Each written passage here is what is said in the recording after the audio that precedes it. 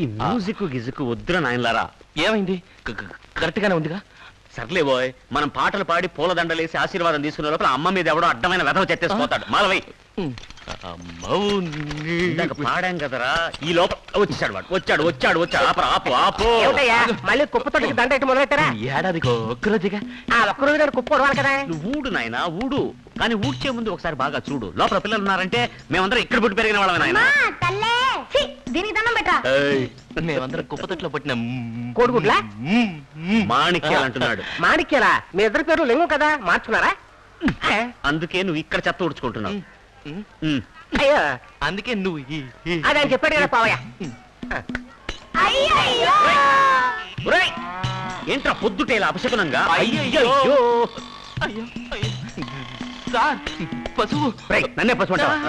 అది కాదు సార్, పిల్లలు చదువుకునే చోట పశువులను తోలుకొచ్చి కట్టొచ్చు. ఇక మీదట పిల్లలు ఎక్కడ చదువుకోవడానికి వీల్లేదు. నువ్వు వదిలే. నువ్వైతే చాలాసేపు మాట్లాడతావు, నేను ఎంతో మాట్లాడతా. ఎందుకు చదువుకోకూడదు అని. చదువుకుని వీళ్ళు ఏం వదిలేస్తారట? చివరికి ఎలాగో పశువులు మేపుకునే బతకాలి. ఈ స్థలం వెంకటరామకి అద్దెకి ఇచ్చేశాను. మీరే అనాథలు. ఈ అనాథ గుంపునంతా తీసుకొచ్చి మీరెందుకు బాధపడతారు? మీరేం మాట్లాడాలన్నా వెంకటరామ్తో మాట్లాడండి. మీరు నాతో కాదు, అతనితో మాట్లాడండి. Mister Venkatram. Yes, what you want?